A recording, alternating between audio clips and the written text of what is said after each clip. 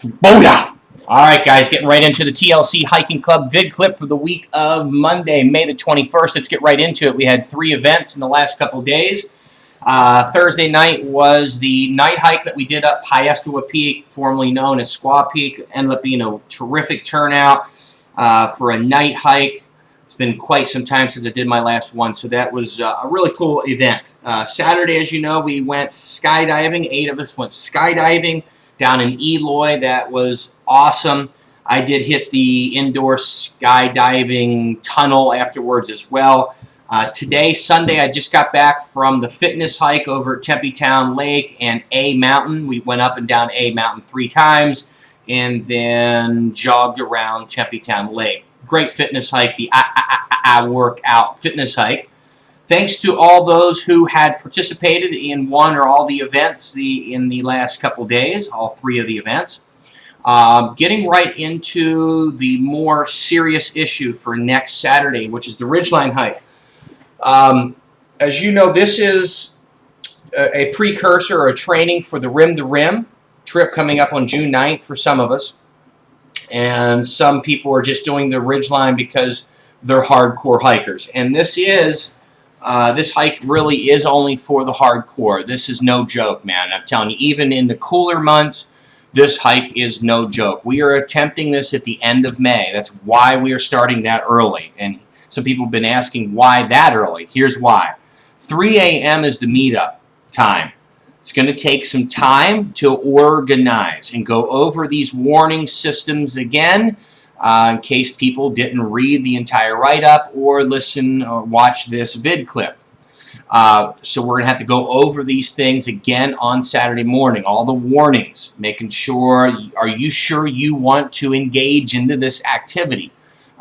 Because here's something to note, that once you're up there in the ridgeline and you get severely injured or you run out of water and you're suffering from dehydration or delirium or what have you, and you've got to be rescued by search and rescue, they are not going to be happy with you. Search and rescue will chastise you. They will make you feel like a second-class citizen for being up there on the ridgeline at this time of the year. Just know that going into this hike. I'm just being brutally honest with you. I don't know any other way. So please be prepared that if you don't make it off the ridgeline and have to be rescued, you're going to get a ration. And I will probably too. And that's why I'm trying to warn you. Any doubt in your mind whatsoever, you should not go on this hike. This is for definitely the hardcore crowd. Getting into some of the dynamics, meeting at 3 o'clock in the morning. Like as I mentioned, we're organizing. From there, we're going to drive out to Peralta Trailhead, which is one end of the ridgeline, and we're going to drop a couple vehicles. It's all part of the organizing that early in the morning. It takes time. We'll drop a couple vehicles, and then we will drive back to the other end of the ridgeline, and we'll park our cars in the mining camp restaurant parking lot, and we will hike towards Siphon Draw from there. The whole idea is to try to make it up on the top of the ridgeline by 5 a.m., maybe 5:15 for the sunrise. Not because I want to see the sunrise, just because I'm trying to keep the sun off of me and all of you. That is part of the effort to keep this as safe as possible, which means you're going to have to keep a pretty decent pace when you're up there. So, I mean, please, this is not one of those smell the roses. Look, some of you can take pictures and keep a good pace. I mean, I hope to take some good quality pictures up there, but I can't, be lagging behind. That can't be done. We've got a mission to do. We need to do it and get it done quickly. If you think about this in the time frame, if we start this at 4 o'clock in the morning and it's going to take you in about 6 hours, that puts you at 10 o'clock in the morning at the front part of the group. At 10 o'clock in the morning, it's probably already pushing 90 degrees. So if you feel me there, you know. So 11 o'clock, 95, noon, it could be 100. You don't want to be out there at noon hiking in 100 degrees. Taking 2 bladders. You need to have at a minimum a gallon, which is 3.87 liters. That's a minimum, and I highly recommend more than that, maybe 4, 4.5, 5 liters at a minimum. 2 bladders to do that. Taking electrolytes and protein pellets, and maybe I'm overdoing it, but I guess it's better to be safe than sorry. So take some sustenance. Get yourself the REI or wherever you do your hiking shopping, and make sure you come prepared. Water and a Nutri-Grain bar probably just isn't going to do it.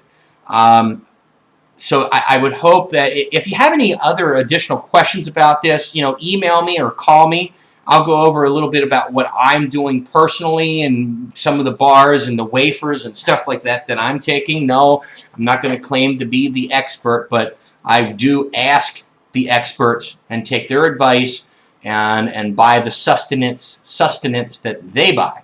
So moving on.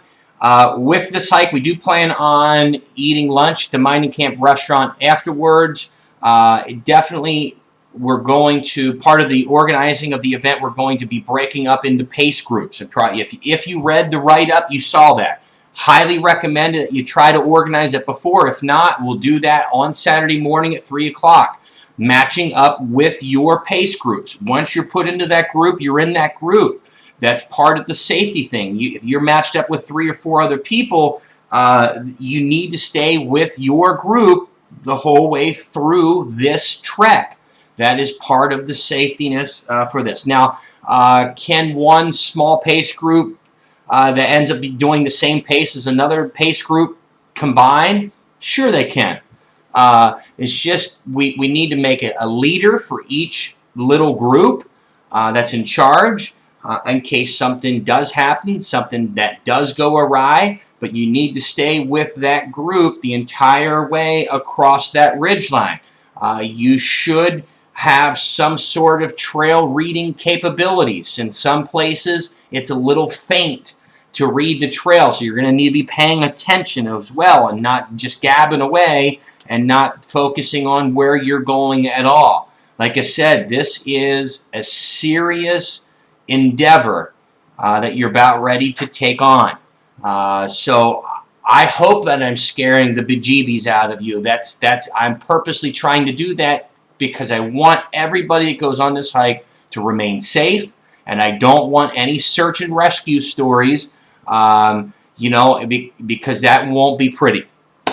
So anyhow, I hope you all have a productive week. Those of you that are not going with us on the ridgeline, say a little prayer for us. Keep us in your thoughts. And those that are going along the ridgeline, get to bed early on Friday night, 7:30. My alarm's going off at 1:30. Take some sleep aid or something. Force yourself to get some sleep. Let's get on the ridgeline and let's get off the ridgeline. It's a mission hike. Let's accomplish this thing. Put it behind us. Training session for the rim to rim. And with that said, y'all have a productive week. We'll see you.